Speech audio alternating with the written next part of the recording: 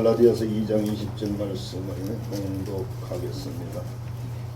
내가 그리스도와 함께 십자가에 못 박혔나니 그런즉 이제는 내가 사는 것이 아니요 오직 내 안에 그리스도께서 사시는 것이라.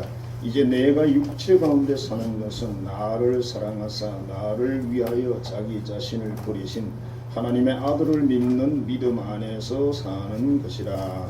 오늘 말씀을 가지고 천국 시민의 길이라는 제목으로 은혜를 나누고자 합니다. 옆 사람에게 이렇게 이야기를 합니다. 이 길이 천국 길입니다. 이 길이 천국 길입니다.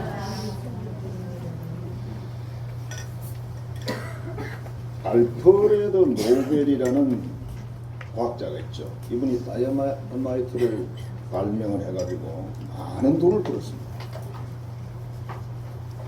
어느 날 신문을 보는데 신문 기사에 노벨이 죽었다 이런 기사가 나왔어요. 자기 기사를 자기가 지금 보고 있는 거죠. 잘못된 기사인데 그 기사를 읽으면서 이 노벨이라는 분이 많은 생각을 했습니다. 아, 내가 이러다가 진짜 죽으면 내 인생을 사람들이 어떻게 평가해 줄까? 아, 그럼 다이너마이트 발명해가지고 돈 많이 벌어서 쓰고 죽은 놈이잖아. 그러면 내 인생이 뭐가 되겠나? 돈 아무리 많으면 뭐 하겠나? 그래 고민하다가 자 그럼 뭘 하나 만들어야 되는데 어떻게 하면 좋을까? 이 재산을 어떻게 쓸까 고민하다가 자 인류에 큰 공헌을 한 사람에게 상을 주는 그런 제도를 한번 만들어보자. 그래서 1901년도에 이제 시작을 해서 노벨상을 주기 시작했답니다. 그래서 뭐 물리, 화학, 의학, 뭐 또는 뭐 평화 뭐 등등 해가지고 한 6개인지 7개인지 이렇게 되는데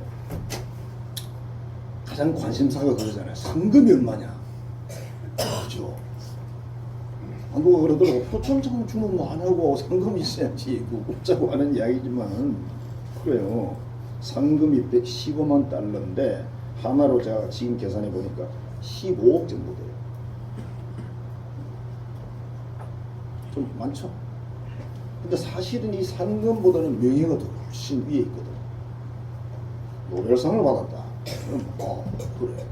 그냥 세계가 알아주는 건데 뭐 내용이 따라 다르긴 하겠지만 그 이분은 자신의 인생을 정리를 했어요. 아, 내 인생 이렇게 해서 돈만 모아놓고 쓰다가 죽으면 안 되겠구나.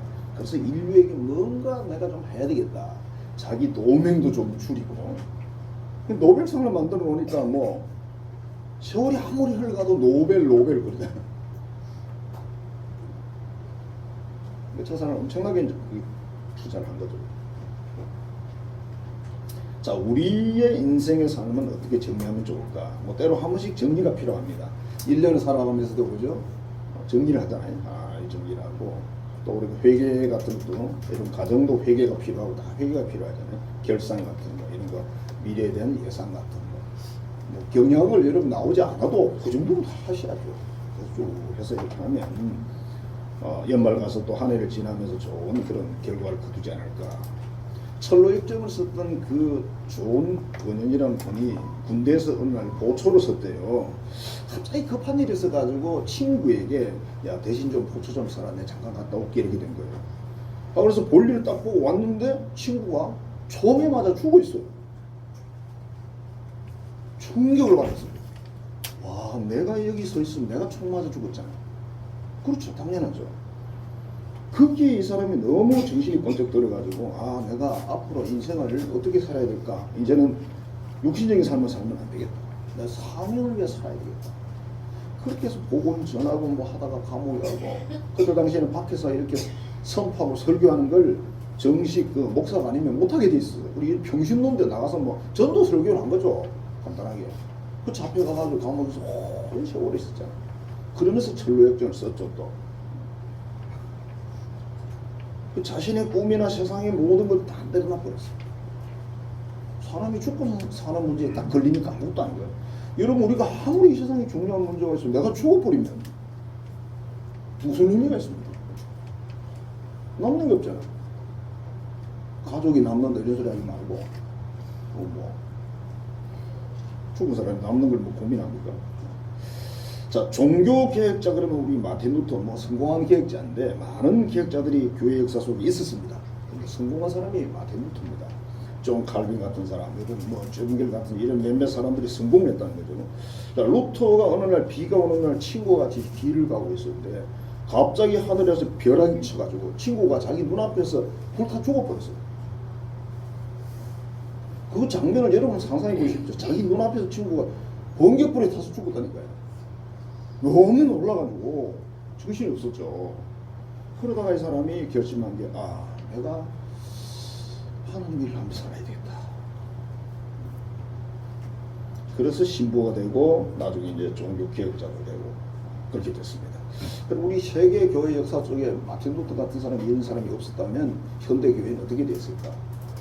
그때 계획을 했음에도 불구하고 또 지금 세월이 쭉 흘러오면서 그때가 1517년이니까 1517년 10월 31일 이렇게 뭐 날짜가 되는데 그때 시작을 한 건데 이 사람 마틴 루터가 그때 시작을 했어요. 그 이전에 뭐 많은 사람들이 했다가 실패하고 화형도 당하고 성경 번역했다고 불태워 죽이고 그랬습니다. 여러분 우리가 가지고 있는 이 성경 때문에 누가 그랬을까요? 하나님 믿는다는 사람들이 그랬습니다. 하나님 믿는다는 유대인들이 예수를 십자가에 못 박아 죽이고 하나님 믿는다는 사람들이 성경을 번역하는 사람들을 화형시켰습니다.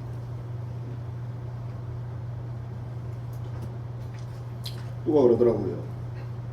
밤에 혼자 길을 걸어가는데 뭐가 제일 무섭냐? 사람이래요. 호랑이 아니래요. 귀신도 아니래요. 사람이 제일 무섭대요, 여러분. 며칠 전에 집에를 이렇게 꼼꼼한데 들어갔는데 우리 집 그 문 앞에 어떤 사람이 쪼그리고 앉았어.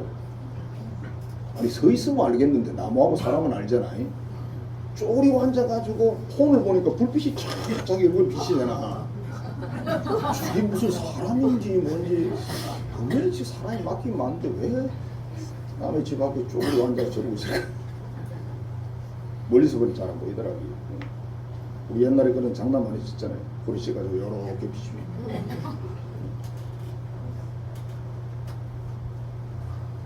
루트라는 사람도 그게 계기가 되어서 그냥 세상 모든 걸 내려놔버렸습니다. 내려놓고 하나님 위해서 평생 살았기 때문에 정말 이런 교회 역사 속에 위대한 인물로 서 있게 됐고 우리가 그 혜택을 또 본 거죠. 천국이 보장된 사람들이 길은 어떻게 살아야 될까? 그 어떤 방법에 대해서는 그 모델 1호가 바울 사도가 아닌가 이렇게 생각하고 오늘 갈라디아 2장 20절 아주 유명한 성경 구절이죠. 성경 구절 속에도 명구절들이 있어 명문장들이 있습니다. 갈라디아 2장 20절은 정말 명문장에 속하죠. 그래서 우리가 이 시험 칠 때요 이거 반드시 나와요. 암송할 때 갈라디아 2장 20절 분명히 무조건 나오게 돼 있습니다. 서울에 대학원 시험을 치는데 성경 구절을 한 200구절을 외워야 되는데 그게 여러분 마태복음에서만 얼마나 쉽겠어요. 창세기부터 쫙 나오니까 이게 다 무슨 보고 또 몇 장 몇 절이 굉장히 어려워요. 여러분 얼마나 짜증난지 몰라. 말씀은 외웠는데 또 어디까지는 알겠는데 몇 장 몇 절이 생각이 안 나거나 몇 장 몇 절은 알겠는데 갈라디아서인지 로마서인지 모르겠거나 이게 확실하지 않으면 시험은 답을 못 하거든요. 그리고 간단하잖아요. 뭐 성경 구절 써놓고 몇 장 몇 절 써라 이런 건 안 나오고 로마서 뭐 8장 몇 절을 써라 이렇게 딱 나오거든요. 더 웃긴 건 뭔지 아세요? 호남신학 다닐 때 그 선교사인데 선배들이 그러더라고요. 야 우리 저 미국에 오신 선교사님 사람 죽인대요. 뭐 왜? 그랬더니 야 성경 시험을 치는데 기가 막혀. 왜? 요한복음 3장 16절에 동그라미가 몇 개 있느뇨.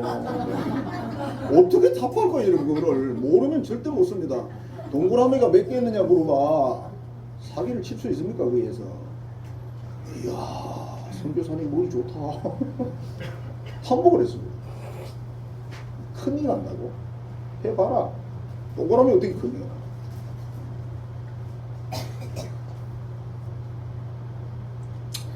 자, 바울 사도가 이렇게 말합니다. 나는 예수님과 같이 십자가에 죽었다. 예수님을 구세주로 영접하는 순간 자기의 죄에 대해서 십자가에 죽으신 그분을 내가 영접하는 거잖아요. 그래서 그걸 어떻게 설명하냐면 세례받는 것으로 설명합니다. 이스라엘 백성들이 홍해를 건너면서 홍해에서 세례를 받았다. 하나의 상징으로 설명한 거고, 현재 우리도 세례받을 때 원래는 물속에 침례를 했어요. 근데 이게 교회 역사에서 오면서 이게 약식이라 그러거든요. 우리가 하는 거지. 지금도 침례 교단은 해요. 옛날 같으면 태화강에 나가서 했겠죠. 태화강에 나가서. 근데 강남 밑에 그게 있어요. 강남 밑에 침례를 할 수 있는 그게 공간이 있고 뚜껑을 덮어놨어요. 그래서 평소는 없어. 근데 그때는 뚜껑 안 열고 물을 채워요. 겨울에는 조금 따뜻하게 해서 채우고, 여름엔 조금 시원하게 해서 채우겠죠. 그래서 그게 물속에 들어갔다 나오는 상황을 죽었다가 다시 부활하는 상황으로 그렇게 이제 설명을 합니다. 이전에 그 사람은 완전히 물속에 수장돼 죽어, 물에 빠져 수중되면 죽잖아요. 그럼 다시 산 거다. 바울 사도가 이렇게 말합니다. 나는 죽었다. 나는 세상의 의로움이나 경건이나 거룩함이나 세상의 어떤 비전이나 미래된 다 죽었다. 지금부터 내 인생의 목표는 뭐다? 이제 내 안에 예수님이 사는 것이고 나는 변화된 존재고, 지금부터 내 인생의 목표는 나를 사랑하신 그분을 위해 사는 거다. 그러니까 결국 사명을 향해 삽니다. 그래서 사명이라고 할 때 여러분 거창하게 너무 생각하지 마세요. 내가 예수를 믿고 신실한 신앙생활은 그 자체가 사명. 거기에서 한 걸음 더 나가서 교회 위한 사역도 하고 전도 사역도 하고 다 하는 거죠. 그래서 오늘 이 말씀을 은혜를 나누는 것 첫 번째, 나는 예수님과 함께 십자가에 못 박혔다. 뭐가 죽어야 될까, 그죠? 죄가 죽어야 된다고 말합니다. 죄가 죽어야 된다. 결국 신앙생활이라는 것은 부흥에 가서 은혜 한 번 받고 끝나는 게 아니고 끊임없이 하나님 앞에서 내가 변화돼 가는 거다. 내 삶의 스타일을 바꾸고 나가는 거다. 세상 종교의 삶의 그 어떤 방법을 다 바꾸고 나가는 거다. 그래서 바울이 뭐라 그러냐면 나는 날마다 죽는다. 아니 이 사람이 날마다 죽으면 우리는 어떻게 돼요? 날마다 죽어서는 안 돼. 우리는 시마다 죽든지 분마다 죽어야지. 그죠? 바울 사도가 날마다 죽을 정도면 우리는 시마다 분마다 죽어야 돼. 이게 무슨 뜻이냐면 죄에 대해 죽는다는 뜻이에요. 죄를 지는 어떤 것에 대해서 죽어야 된다. 이 세상에서 우리가 추구하는 것들은 그냥 뻔합니다. 세상의 재물 많이 벌어서 많이 쓰는 거. 이거 현대의 미덕이라고 그래요. 근데 여러분 살아보니까 많이 벌어지던가요? 하나님이 우리 각 개인마다 돈을 버는 수입의 분량도 정해놨어요. 사실은요. 살아보면 느끼잖아. 아, 그렇구나. 그리고 어떤 세상의 어떤 힘이라는 거, 그거 꼭히 좋은 것만은 아니에요. 힘은 잘 쓸 때는 정말 좋은 건데 잘못 쓰면 아주 나쁜 거죠. 죄를 많이 지을 수 있는 가능성이 있죠. 그 다음에 명예라든지 자존심, 칭찬, 자랑거리 이런 거 다 똑같은 거예요. 그 다음에 이 세상의 어떤 비전, 꿈이 뭘까요? 꿈이 뭐냐고 묻는다면 뭐라고 대답할게요? 어떤 분은 꿈이 뭐냐고 물었더니 행복하게 사는 것이라고 하더라고요. 어떻게 하면 행복하게 삽니까? 그러니까 손흥민 아버지가 이렇게 말하더라고요. 자기가 좋아하는 일을 하고 살면 행복합니다. 당신 행복합니까? 예, 나는 평생 축구하면서 살았기 때문에 행복합니다. 흥민이는 어떻습니까? 축구하는 걸 좋아했기 때문에 흥민이도 행복할 겁니다. 여러분 좋아하는 게 뭡니까? 그 좋아하는 것도 좀 건져내야 되겠지. 아무거나 하면서 좋아하면 안 되거든. 행복하다. 그러니까 하나님을 믿으면서 신앙생활하면서 성실하면서 거기에 좋아서 행복하면 좋은 일이고, 하여튼 좋은 건전하고 아름답고 생산성이 있는 걸 좋아하면 그것을 행복이라고 생각하는 사람은 정말 좋은 거예요. 근데 안 좋은 걸 하면서 행복하다 그러면 안 되지. 자기 건강을 해치거나 영혼을 해치거나 이웃을 해치거나 나라를 해치거나 하면서 행복하다고? 그건 안 좋은 거죠. 우리 신앙의 선배들은 늘 회개하는 길을 갔습니다. 그분들이 우리보다 죄가 많아서 그럴까요? 아니요. 죄라는 것은요, 깨닫는 사람은 더 깊이 깨달아요.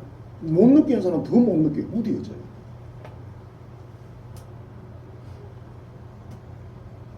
시편 32편입니다. 허물의 상을 받고 자신의 죄가 가림을 받는 자는 복이 있다. 하나님 앞에서. 죄사함 받고 덮어줌을 받는 그 사람은 정말 행복하다. 마음에 간사함이 없고 정말 정직한 길을 걸어가는 그 사람 참 행복하다. 내가 입을 열어서 토설하지 아니했더니 하나님이 나를 억눌렀다. 이 무슨 말인가? 죄를 회개하지 않을 때는 하나님이 나를 누르더라. 다윗이 이렇게 말합니다. 자기가 회개하지 않았더니 하나님이 얼마나 압박을 주는지. 경제 다 힘들다 못해서 회개를 했더니 하나님이 내 죄사함을 하시고 자유를 주셨다 이렇게 말하죠. 결국 우리가 영적인 자유가 없으면 세상적인 자유 가지고는 만족이 없습니다. 사람이라. 영이만 영을 또 조금 다른 말로 표현하면 뭐 마음, 정신 이렇게 표현합니다만 영혼과 좀 차원이 다른데 세상 사람들은 마음이 편하면 그런 말 쓰잖아요. 마음의 자유가 있습니다. 그건 자유를 누려야 뭐 주셔야 뭐 자유를 누리는 거죠. 죄를 회개하지 않으면 이 자유는 없다. 근데 이 세상에는 죄가 없다는 것이 사는 사람이 너무 많다. 수많아. 10계명만 딱 들이대도 엄청난 죄를 짓고 있으면서 자기는 죄가 없다고 생각한다. 그런 사람들이 많을수록 사회는 어려워진다. 예수님 앞에 섰던 바리새인이나 서기관 율법학자들 성경을 얼마나 많이 알고 바리새인들은요 열심히 보통 사람들이 아니잖아요. 너무너무 대단한 사람들인데 이 사람들이 예수님 앞에서 자기들 뭐라고 표현합니까? 우리가 무슨 죄가 있어요? 그렇게 말하잖아요. 그러면서 누구를 죄인이라고 하는가? 창녀나 세리들이 죄인이지 우린 죄인 아니잖아요. 그리고 예수님 뭐라고 대답합니까? 의사는 환자를 위해 존재하는 거다. 너희가 환자가 아니라면 내가 필요 없지. 이렇게 말했어요. 그 사람들 천국 갔을까요? 못 갔죠. 예수님을 면전에 보고 예수님 말씀을 들었지만 그들은 천국 못 갔어요.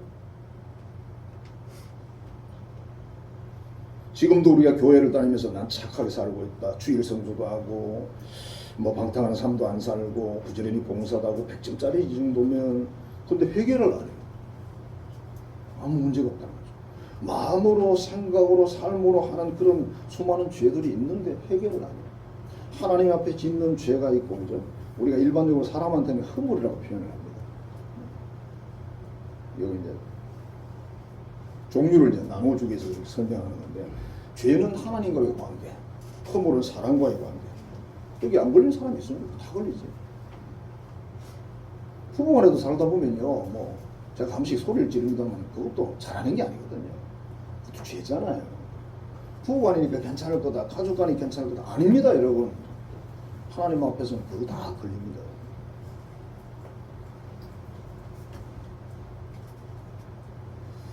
자, 이제 그래서 우리가 지난 말에 했던 성품이나 사상이나 습관 이런 것들을 다 십자가에 못 박아 죽여야 된다. 그게 진짜 예수를 구주로 영접한 거다. 언젠가 이런 말이 있었어. 유교가 죽어야 대한민국이 산다. 계급사회, 권위주의 이런 게 사라져야 진정한 인권평등이 온다. 이게 좋은 말이 아니에요. 권위주의가 사라져야 된다는 좋은 말이지만 권위는 있어야 돼요. 그죠? 아버지 어머니의 권위주의는 나쁜 거예요. 그러나 아버지 어머니의 권위는 있어야 돼요. 목사의 권위주의자는 안 돼. 그러나 권위는 있어야 돼요. 맞죠? 장로, 권사, 집사의 권위는 있어야 됩니다. 권위마저 다 날려요. 그리고 평등하다고. 그럼 어떻게 돼요? 선생님과 학생이 평등하면 뭐예요? 왜 학교로 갑니까? 쓸데없이. 참 웃긴다. 요즘 선생님들이 힘들어 죽겠대요. 세상에. 학부모들이 얼마나 선생님을 들들 볶는지. 요놈들이 집에 가서 다 지 잘못한 걸 말하는 거 나쁜 거면 고발하던데. 지 마음에 안 든다고. 우리 선생님 마음에 안 들어요. 쉽게 말할까요? 선생님 바꿔주세요. 그런 애들이야. 근데 자기 애들을 왜 모르냐? 학교를 왜 보내? 졸업장 받으려고? 공부는 학원 가서 시키고 학교는 왜 보내냐고. 학원 가서 그냥 검정고시 하지. 이런 흐름들이 온갖 있다. 직장에서 그러거든요. 직장에서 세상에. 엄마한테 일러준단다. 직장 가가지고. 직장 가서는 적어도 나이가 30살 안쪽이잖아요. 집에 가서 엄마한테 엄마가 찾아온대. 직장 상사한테.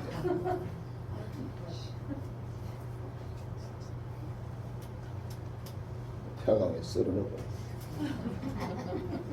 그게 말이 돼요. 그럼 부모가 집에서 그럼 무슨 일인지 물어보고 좀 그래 좀 참아라 그러고 부모가 개입할 게 아니잖아. 거기는 언제까지 돌봐줄 거야? 환갑 때까지 돌봐줄 거야? 90 넘은 할머니가 가가지고 우리 아들을 왜 이래나 이럴 거야. 근데 그때 가서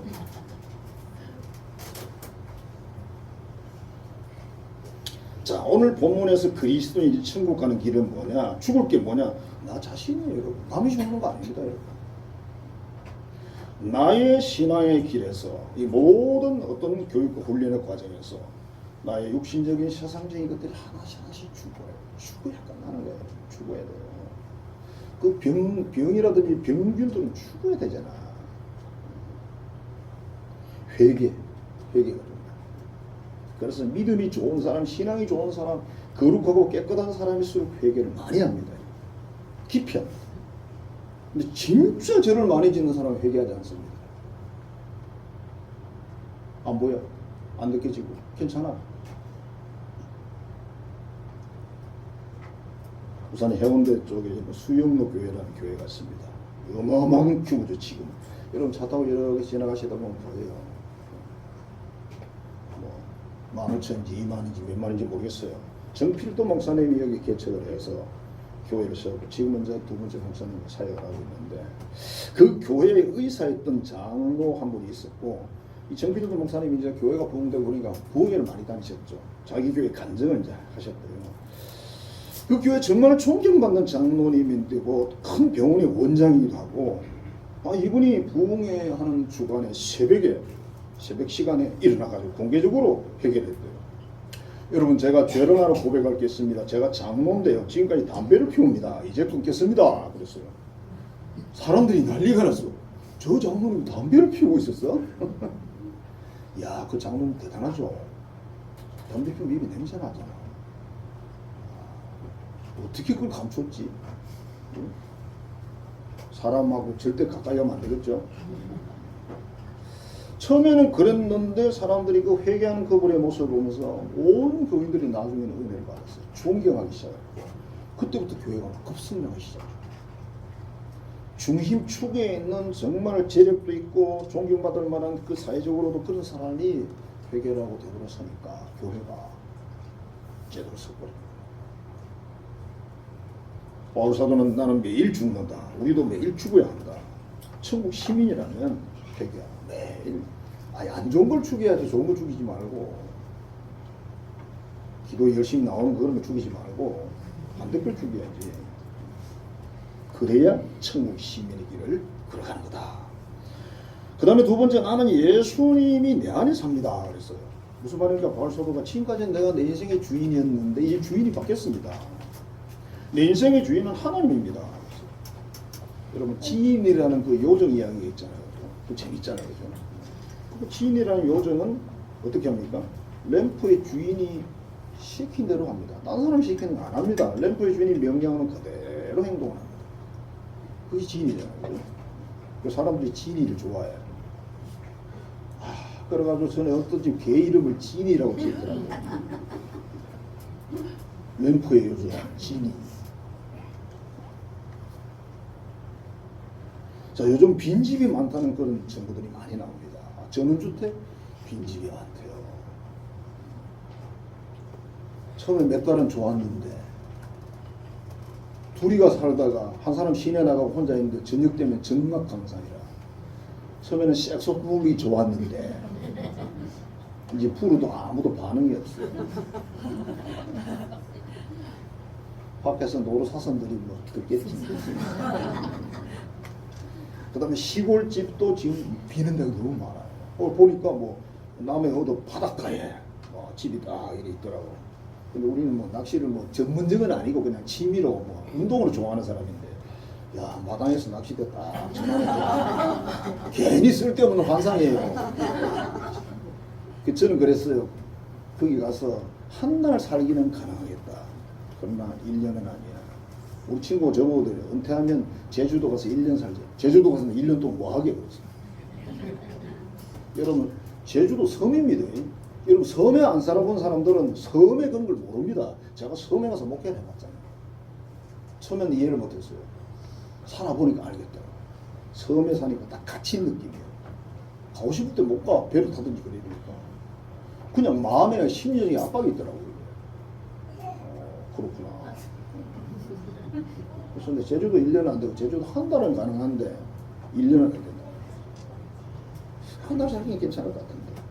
근데 도시의 집도 많이 빈답니다. 부산 같은 데도요. 빈집 많대요. 어떤 지역으로. 자, 집을 구입하면 주인의 이름으로 이제 등기를 하죠. 그럼 집 주인이 되는 겁니다. 그래서 우리가 내 인생을 예수님께 맡겼다고 말하는 바울 사도의 이 어떤 개념은 내 인생이라는 나의 영혼의 이 주인이 누구냐? 예수님으로 바뀌었다 이런 뜻입니다. 그러면 주인이 바뀌었으면 그 집은 누가 운영하는 거예요? 주인 뜻대로 하는 겁니다. 고치든지 말든지 어쩌든지 말든지 주인 뜻대로 하는 거예요. 바울 사도의 생애를 여러분 일생을 우리가 성경에 다 나와 있으니까 그 사람이 그 뒤에 어떻게 삽니까? 자기 마음대로 안 살아요. 자기 마음대로 안 살잖아. 바울은 자기가 지금 말하는 대로 그대로 살고 있어요. 그러면 바울과 우리는 달라야 되는 우리도 똑같진 않아도 비슷해야죠. 그죠? 닮아가야 돼요. 여러분 주인이 여러분 자신이면 안 돼. 자, 우리가 인생을 살면서 살다 보면 그죠? 우리 청소년들 같이 다 있는데 니들은 살면서 답답한 일이 없냐? 인생살이에서 답답할 리가 없지, 그지? 엄마가 다 해주는데 엄마가 하나님이잖아, 그지? 엄마가 안 해주는 게 뭐가 있을까? 애인도 챙겨줄 필요 없어. 저거 알아서 다 골랐다가 버리고 하니까. 그러니까 뭐 한 달 사귀다 버리고 두 달 사귀다 버리고 우리는 평생 한 번도 사귀기 어려운데 어떻게 취해주고 좋은 걸 몰라. 뭐 하냐 그랬더니 문자 주고받고 그게 사귀는 거야. 에이, 우린 그런 거 사귀는 게 아니다 말하는데, 자 봐요. 주인이 누구냐? 정말 인생을 살면서 예수님이 필요할 때가 개인적으로 있어야 되거든요. 우리 엄마야 하나님, 우리 엄마의 예수님, 아버지 예수님 그 의미 없어요. 여러분 인생을 살아가면서 야 정말 답답하다. 내 인생 이래 살아야 되겠나? 정말 나는 왜 이렇게 머리가 나쁠까? 나는 왜 이렇게 공부가 안 될까? 나는 뭐가 안 될까? 난 작년 뭘 하지? 고민이 있어야 되잖아. 고민 없는 이유는 엄마가 있어서 그렇다. 엄마 하나님이 계셔서, 아빠 하나님이 계셔서. 우리 때는 엄마 아빠가 해줄 수 있는 능력이 없었어요. 해줄 마음도 없고 능력이 없으니까. 마태복음 12장에 보면 더러운 귀신이 어떤 사람에게서 나와서 돌아다니다가 갈 데가 없어 다시 돌아가니까 집이 비어 있어가지고 악귀 7을 더 데리고 그 집에 들어간다. 예수님이 이렇게 말씀하시면서 영적인 뭐를 이야기한 거죠. 그 앞에 있는 사람들이 한 말이에요. 자, 주인이 누구냐? 여러분 주인이 누굽니까? 여러분 인생의 주인이 누구예요? 여러분 영혼의 주인이 누굽니까? 정말 예수님 맞습니까? 그러면 그 예수님 마음대로 하셔야 돼. 여러분 인생은 갖다 맞게 드려야지. 이제 알아서 책임지세요. 다 그냥 시킨 대로 하겠습니다. 저는 시킨 대로 할게요. 시킨 대로 하는 게 제일 쉽거든요. 자, 전쟁을 일으켜서 수많은 사람을 죽인 독일의 그 유명한 이름 히틀러. 이 한 사람 때문에 얼마나 많은 사람들이 죽었습니까? 이 사람이 결국 나중에 자살해요. 마지막에. 그분을 경호하던 경호원 중에 한 분이 자기가 믿고 바라던 신이 죽었으니까 나도 자살해야 되겠다 이렇게 생각했습니다. 그래서 마지막으로 커피 한 잔을 마시고 내가 죽어야지. 근데 앞에 어떻게 보면 전도 책자가 하나 있었대요. 커피를 마시면서 전도 책자를 쭉 읽어보니까 그때 눈에 들어온 거예요. 하나님이 계시고 진짜 신은 따로 있구나. 히틀러가 아니구나. 내가 잘못 짚었네. 그래서 목사님을 찾아가서 회개하고 예수님을 영접하고 이렇게 말했대요. 예수님은 구세주이십니다. 평화의 주인이십니다. 그 사람의 생애가 앞으로 어떻게 됐을까요? 잘 살았죠. 히틀러를 경호한다고 그렇게 목숨 바쳐서 열심히 했는데 신처럼 숭배를 했는데 독일 사람들이 신처럼 숭배했어요. 독일에 많은 교회들이 있었지만 제가 이야기할게요. 독일에 수많은 교회들이 크리스찬들이 있었습니다. 근데 히틀러에게 한간 교회는 고백교회라는 교회밖에 없어요. 고백교회가 그때 당시 독일에 20개가 안 됐습니다.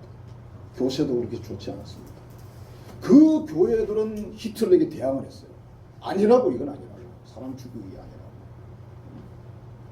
이 하나님 믿는 거냐. 근데 나머지 그 많은 교회와 교인들이 물론 목사님들이 다 히틀러에게 충성을 했습니다. 여러분 정신 차리세요. 목사를 믿지 말고 유명한 사람 믿지 말고 여러분 자신 믿지 마세요. 알지도 못하면서 믿어. 공부도 안 하면서. 누가 무섭다 그러면 왜 무서운데 물어봐야 될 거 아니에요. 그러지도 않고 저러지도 않고 그냥 자기 생각할 걸 예수 믿는데 그러면 안 되죠. 주인이 누구냐고. 주인이 예수님이어야 돼요. 여러분. 내가 되면 안 돼. 내가 배운 지식이나 경험이면 아니라고요. 여러분. 그건 다 참고사항이에요. 참고사항. 참고를 해서 열린 마음으로 참고를 해서 정확하게 정리를 하고 성경 말씀을 딱 묻혀서 알아야죠. 안 되면 상담도 하고. 중요하지 않습니까? 여러분 주인은 누굽니까? 여러분 자신이면 잘못된 겁니다. 바울은 뭐라 그랬어요? 나는 죽고 그리스도가 살았다. 바울이라는 이름이 나중에 만든 이름이고 처음에 사울이었습니다. 사울은 큰 자다, 위대한 자다 그런 뜻이고 바울은 작은 사람 뜻입니다.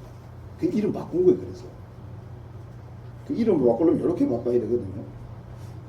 근데 어떤 사람은 이름이 뭐 어떻다고 바꾸던데 꼭 바꿔야 될 이름이 있어요. 그런 이름을 바꿔야 되겠지만 자 우리나라의 김익두라는 분은 평양 깡패였대요. 근데 김익두라는 분의 사진을 보니까 깡패처럼 안 생겼던데 깡패였대요. 그러니까 김익두가 떴다 하면 난리 났대요. 근데 이 사람이 예수를 믿었잖아. 그리고 나중에 그 기질을 발휘해서 부흥강사가 돼.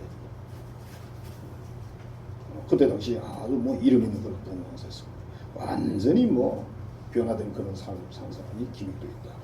그러니까 예전에 그 사람하고 그 이후의 사람은 완전히 다르죠. 정말 주인이 예수님이라면 변화된 거다. 변화돼 가는 거다. 그래서 내 주인이 누구지? 내 주인이 나면 안 돼요. 바울이 그랬잖아. 나는 죽었다. 난 아니야. 그랬잖아. 나의 지식이나 경험이나 나의 생각, 내가 살아온 그 아닙니다. 여러분 그게 아니에요. 그거하고 예수님하고 어떻게 비교를 하겠습니까? 우리가 세상에서 살면서요, 여러분 쪽집게 과외라는 것이 들어보세요. 쪽집게 과외. 그 강사가 돈을 엄청 벌거든요. 왜냐하면 쪽집게 과외를 하거든요. 쪽집게 과외는 이해가 안, 쪽집게 무당은 이해가 되세요? 기가 막히게 찍어내는 기라. 그런 사람에게 만일 공부를 하잖아요. 공부할 의지가 조금만 있으면 그냥 1등 올라가요. 간단합니다. 핵심은 다 짚어주는데 시간 낭비가 필요 없어. 그러니까 하나님은 우리의 모든 인생을 아시는 쪽집게 강사다. 그렇게 이해하시면 좋겠어요. 다 알고 있어요. 주인이 누구냐? 그 다음에 나를 사랑하사 나를 위해 희생하신 그분이 내가 이제 산다. 이게 한마디로 말하면 사명 따라 산다는 거죠. 그죠? 내가 이제 하나님이 내게 주신 부름의 사명을 따라 살 거다. 모든 삶의 의지를 거기다 놔두어서 그렇게 산다. 그래서 우리 찬송가에 보면 이런 구절이 있죠. 585장 이렇게 돼서 내 힘만 의지할 때는 피할 수밖에 없도다. 힘 있는 장수 나와서 날 대신하여 싸우네. 그 장수 누군가? 예수 그리스도. 우리가 기도회를 하는데 여러분 기도를 해보면서 기도가 항상 잘 되는 게 아니에요. 기도할 마음을 주는 거 그것도 내가 먹는 게 또 아니에요. 또 그죠? 기도해보면 또 우리 힘으로 또 잘 안 돼. 제가 느끼는 감정입니다. 여러분들은 모르겠습니다. 그래서 제가 그렇게 기도, 하나님 기도할 힘 주세요. 기도할 때 그 열을 주세요. 기도할 때 역사해 주세요. 이렇게 기도를 하는 거죠. 안 돼요. 이게. 일꾼은 3가지 종류가 있다고 합니다. 첫째, 자기 자신을 위해서 일하는 일꾼이 있습니다. 보통 사람들이다. 그 다음에 2번째는 심각합니다. 일을 위해 일을 하는 사람이 있습니다. 일이 너무 좋아, 재밌어서. 일을 위해 일을 해요. 자기 자신을 위해서 하는 것도 아니야. 건강도 해쳐가면서 열심히 일을 해요. 그 다음에 3번째는 하나님을 위해서 일을 하는데 어차피 우리가 먹고 살아. 바울 사도는 바로 그 사명을 이야기했습니다. 저도 이 예화를 보면서 뭐 처음 봤습니다. 여러분 마트에 가면요 웰치 포도즙이라는 게 있습니다. 웰치 포도즙. 저는 뭐고 전에 성만 사는데 좀 갖다 조금 쓰고 이렇게 했는데 웰치 이걸 잘 몰랐는데 그 이야기가 있더라고요. 세계적으로 유명한 포도주들이에요. 웰치가. 이 웰치라는 분이 아프리카 선교사를 지원했는데, 근데 부부가 신체 검사를 갔대요. 근데 아내가 아프리카 기후에 견디지 못하는 체질이에요. 그래서 눈물을 머금고 선교사를 포기하고 이렇게 결단해서 나는 지금부터 돈을 벌어서 선교를 하겠다. 그래서 아버지가 그때 아버지가 다른 일을 하고 있었는데 뭐라고 썼냐면 알코올이 전혀 없는 성찬용 포도주를 연구하고 있었대요. 아버지가 보통 사람이 아니에요. 그래서 그 사업을 물려받아가지고 심했어요. 오직 돈 벌어서 내가 주를 위해서 한다. 거기에 목표를 딱 서고 열심히 했는데 이게 이제 세계적인 포도주가 됐어요. 수입의 50%를 선교에서 어마어마한 겁니다. 세계적으로 유명한 그 포도주를 만든 회사가 수입의 절반을 선교사에 했습니다. 적어도 이렇게 해야 그래도 돈 벌어서 하나님 위해서 한다 이렇게 말하는 거지, 그죠?